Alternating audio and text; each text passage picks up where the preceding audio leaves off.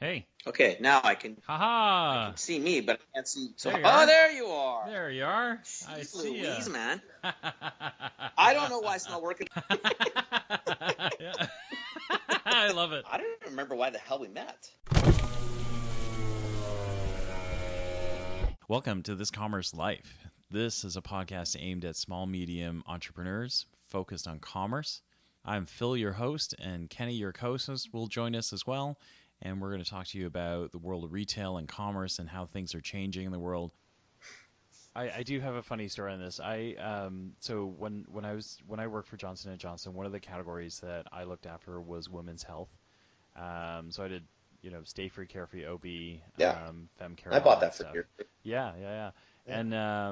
And so at one point, the a close friend of mine happened to be the trade marketing manager at Kimberly Clark for Kotex. At the same time that I happened to be the sales strat guy for Johnson & Johnson Femcare. And we were pretty good friends, right? I'd known him a long time. And so when we got together for lunch, we did it once, over the span that we both covered these categories. But it was the weirdest lunch ever because we thought of, at the time we were emailing each other going, hey, let's get together, let's connect for a lunch or whatever, and just kind of hang out and shoot the shit. And then we realized that when we got there that he was Kotex and I was Stay Free. That's a And perception issue, eh? so it was the shortest, Yeah. quietest lunch ever, right? Because both of us went, fuck, we shouldn't be here. Like, I want to catch up with you, but I am really afraid that I'm going to say something, or you're going to say something, Or someone's going to see you and or assume you somebody's going said to something. see that the two of us were hanging out together. I mean, we're Yeah. like, when you're a sales strat guy or a trade marketing guy, you're not exactly famous, but when you work in the industry as long as we have, people know who you are, right? And so, like, just the two of us together was a bad thing. So I think we had like a half-hour lunch, like long enough to order and get food, and we talked about things that, I mean, we're pretty good friends, but we didn't really talk about family. Like, when we got together, it was, like, hey, what's going on? What do you hear? What's going on? What's happening in the trade? Yeah. What's happening in companies?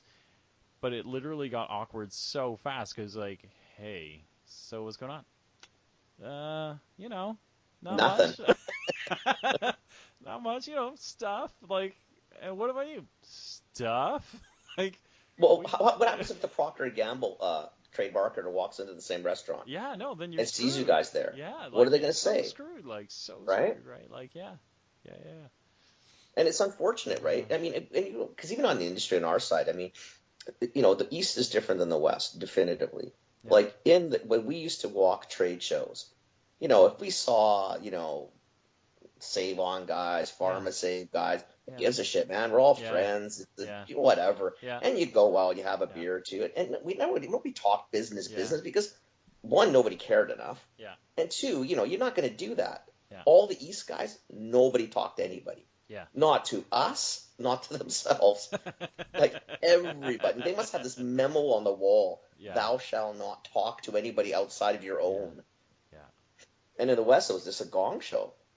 That's But that's hilarious. why we probably all got along very well. I mean, I didn't Yeah. really care what the guys were doing elsewhere. I mean, we Yeah. never talked enough about it, and I don't really give a shit what they're doing. Yeah. Their stores are their stores, their customers are their customers, and I'll do my thing and they But do but you theirs. also know better, right? Like, it was just one of those things. It was like, look, I'm gonna do what I do, right? And like, if I Yeah, see stuff in market I don't like, I'm gonna react to it, but I'm gonna do what I do, right? Like, yeah, but I'm not gonna you know, phone the yeah, buyer. Say, what are no, you doing? It's not my business what he does. I don't give a shit or he what she no, does. That's their issue. yeah, My thing would be okay, yeah, okay. You want to play that way? I'll play that way, and then you just go and do something stupid yourself, yeah, right? But yeah. it was never a conversation or No, a thing. But I understand like yours in Toronto would be a nightmare. oh Because man, seriously, what if Procter and Gamble walked in? but Like, what are you gonna say? it was just the most awkward, literally, and like, neither of us thought of it, right? Because we're buddies, we're still And why buddies, would right? you And think of like, it? So stupid. yeah.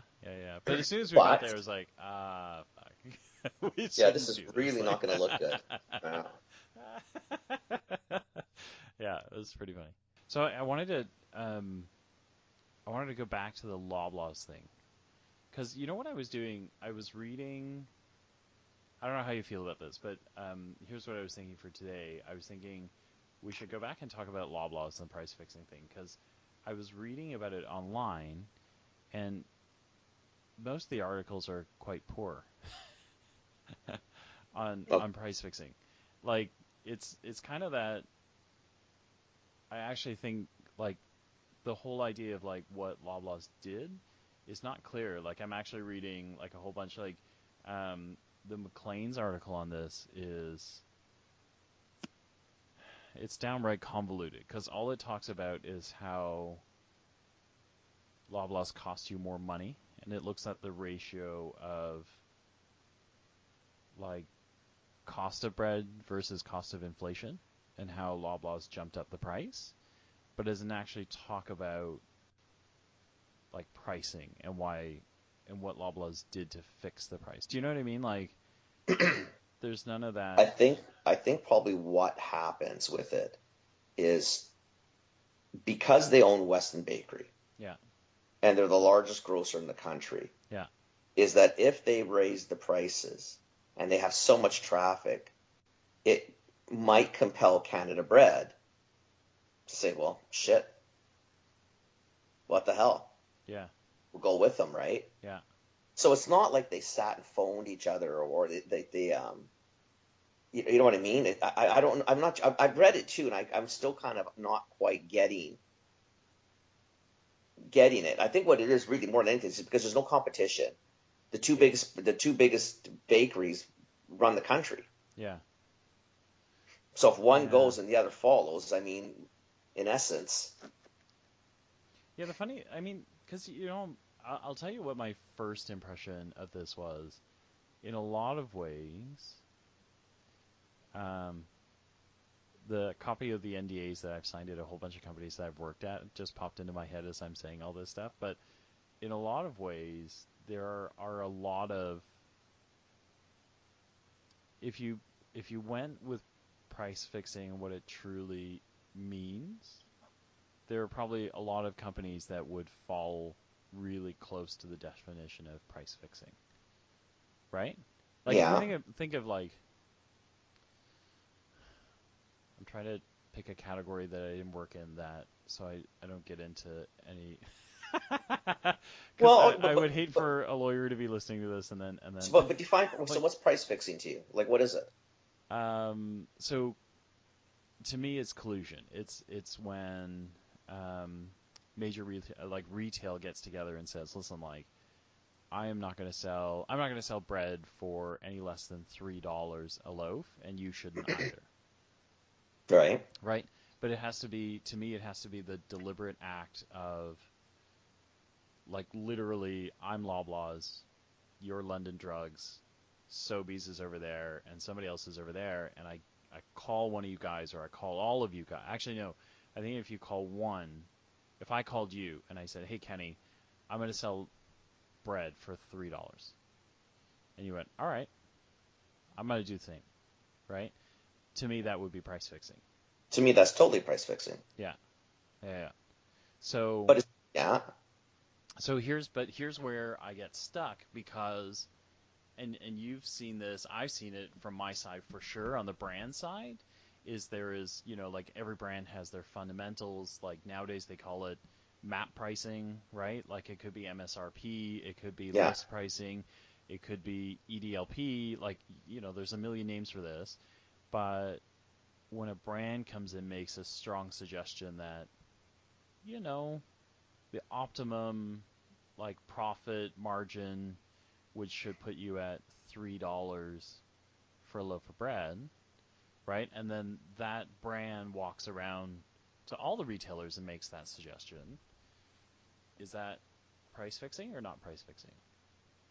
I think the difference is because in theory, like a manufacturer suggests to retail means shit to a retailer. Yeah, Because you can't tell me what the price is. It's yeah, not your business. You yeah, can't tell me what to do because that's price fixing. yeah, You can suggest whatever you want. yeah, But quite frankly, I know that, Costco's going to do their thing. yeah, Loblaws is a wingnut account. It could go anywhere. I mean, who the hell yeah, knows where it's going any given Sunday? yeah. Walmart's going to do their own thing. So yeah, I mean, Mm. the one I never really understood was MAP. So like Apple comes in and says, listen, you know what? iPads are $9.98. Yeah. That's it. Yeah. Yeah. Now, the only difference with that, the costs are so freaking high and the margins are so low, Yeah. is if anything, you'd want to sell it higher. The problem with that, see, to me, that's almost like, and I don't want to get into a law thing here either. I don't, just talking, right? But, you know, okay, so if an iPad's $9.98, yeah, and let's say I make 10 points on it, yeah, which is probably in the area of what you're going to make. Let's say it's between 5 and 15. There's no margin, right? But if I wanted to sell it for $12.99, which I'm every right to world to do, it's my shop, I'll do whatever I want. I'm going to sell none because I know everybody else is at $9.98. Yeah. So isn't that kind of sort of like price fixing? So yeah, I mean, you've left me no room. I've got no option. Like, what do you want me to do? Yeah, I can be non-competitive. Yeah, that is at the heart of my question. I mean, I don't know. You know, I think as long as you're not forced into doing it. Yeah. Maybe the difference was in the bread is because Weston Bakery is so bloody large that it just, and because they sold. See, at the end of the day, because I mean, let's say when we bought. Well, I bought bread from Weston and Canada Bakery. Yeah. Right? Didn't matter. I mean, because we were too small. We're not a bread. But at the end of the day, so let's say if I'm buying from Weston. Yeah. Well, Weston's is owned by a grocer, so whatever cost they dictate, and I know the margin for bread, let's say it was 20 or 25 points, whatever I needed to be competitive. Yeah. Well, if they set the cost, but they're also a retailer. Right. Well, maybe that is collusion then. Or see, to me, that's sort of like price fixing in essence, because I mean, you're dictating where my retail is going to be because I know you're a manufacturer, but I also know you retail it. Yeah. So I can't go much higher than what you're going to go. And I'm hoping you're not giving yourself a better break than you're selling to me because that's not fair. Mm-hmm. Right? I mean, I think maybe that's what it is. I think it's just too mucky. That's probably what happened with it. It just it forces everybody to. It's sort of the Apple thing, but I guess the difference with Apple could tell you, well, then don't carry it. Yeah. You're not obligated to carry it. You don't have to carry it. And if you sell below what we suggest, because you're going to screw up the rest of retail, we just won't ship you. But that seems wrong too. That seems wrong too. So that's the other part of this, right? Is so I do know, you know, I mean, brands do this all the time. Is they do show up, whether it's Apple, or it's bread, or it's whatever, right? Like, let's stick with the bread examples. So, you know, you buy the bread, you know, you're gonna go with $3 because Loblaws is going at $3. And let's say, you know, because this happened, right? So somebody goes off campus, right? So you decide, I'm going to make this a loss leader. So I know that it is, I'm going to do $1.99. I'm going to go gangbusters. I'm going to sell like 1 million loaves of bread. But, you know, for people listening, this is a common thing, right? It's called loss leader. You do it because you know people need it. You know it's a routine item. And you also know that the amount of other things they're going to buy in your store when they buy that loaf of bread is going to outstrip, you know, any losses that you take, right? Because the profit that you're going to get from everything else. So that's the principle behind loss leader. But if you did that and you went $1.99, undoubtedly someone from trade marketing or sales strategy, right? You know those guys. I'm one of those guys, right? Would show up at your door and go, listen, Kenny, you shouldn't do this. Here's why you should go back up to $3 and kind of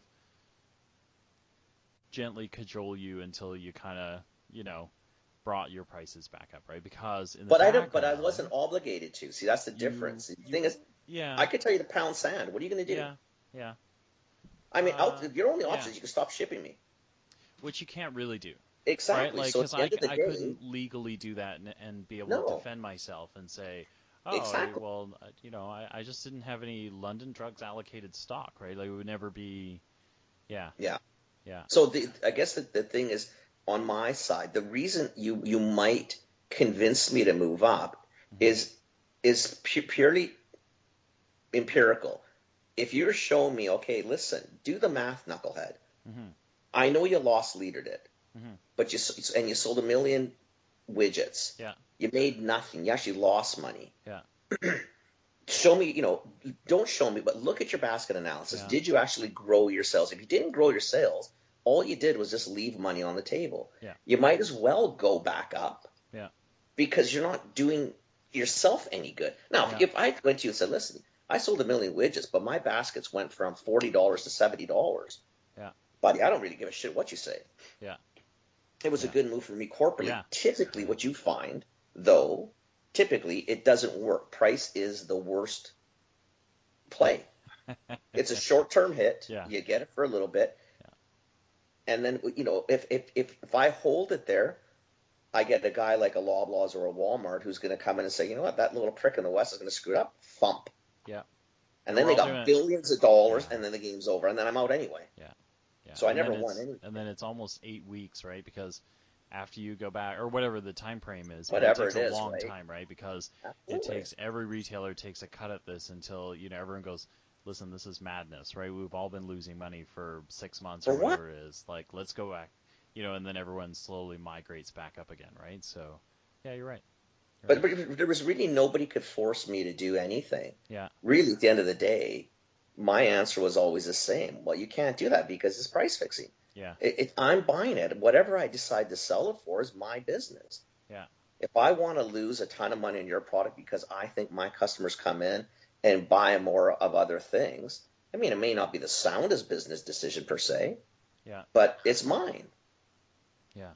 Right? I don't care what you think. I mean, I'm doing it because I've got a valid business reason. I mean, 90 times out of 100, you would go back and look at it. Okay, well, really, that probably wasn't the smartest move. I didn't really grow anything. Yeah. And if anything, I just left. I lost a shitload of money for what? Yeah. To sell a few more extra pieces. But really, nothing grew. Yeah. The market didn't grow because all it took from somebody else. It's not like, you can increase the world of Tylenol or, I'm not going to buy 70 extra loaves of bread because it's on deal every day. Well, I can only eat so much bread. Yeah. I can only freeze so much bread. I can only eat. Well, that's just it. But sooner or later, what are you going to do with it? It's over. I can't. I can only consume so much. Yeah. Right? Yeah. Yeah. So I don't know. I mean, I was trying to understand it too. I think their biggest problem sometimes is that it's a retailer that just happens to own a bunch of the supply chain. Yeah. Yeah. I mean, in this case, I mean that we all buy from. The relationship between Loblaws and Canada Bread Weston Bakery is pretty. It's pretty tight, right? Like, and it's weird. I would think so. I don't know. Yeah, like a bakery and the grocer being in bed together is weird, but yeah. And again, you know what? I didn't. We're not behind the scenes, you and I. So I mean, there might have been really, really overt or coercive tactics being used. I don't know. Yeah. Right. I mean, it's the sad part is, I mean, I think the conversation we got into there, Dave, was really the conversation is because the sad part is it just didn't surprise us. Listeners out there, Kenny and I were talking about this Loblaws thing. We want to hear from you on this. So if somebody has insight on any more color or or you have an opinion on this whole bread fixing thing, we want to hear from you. So tweet us at thiscommercelife or email us at thiscommercelife@gmail.com. We'd love to hear from you and talk to you about it because I think both of us, this one kind of makes us a little crazy as well. So if you've got insight, definitely tweet us or email us, and we'd love to talk to you. I'd love to get some more perspective on this one because I really didn't. Yeah. I understood remember the chocolate bar one a couple years ago? Oh my gosh, yes. That one I sort of understood because it sounded like they actually all potentially talked or emailed each other.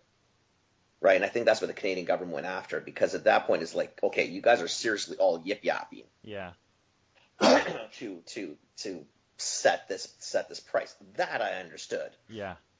Well, no, that's not that I necessarily cared a whole bunch, but whatever. I understood it. It's chocolate bars, but it's not the commodity, it's the concept you got to be careful of. I sent you I don't know if you saw it. So if you get a chance, There is a whole series of Squarespace ads with Keanu Reeves in them, and I pissed myself. they're fucking Those are hilarious, so clever. right? They're like, and I So was just clever. like, oh my god, now I want to go back and redesign the website just 'cause, right? Like, like, it's like, I'm telling you, like it's it's like, just I think because we're both in the same. It's time yeah, to rebrand. It's just yeah, rebranding time. yeah, Just rebranding time. Now I'm just that's I did a webinar this morning. yeah, I signed up for one. It was a girl out of Kentucky talking okay, about the changes to Facebook and the Instagram coming up, how he's yeah, going to potentially. I don't know if you know. You know what? They're talking two distinct feeds, right?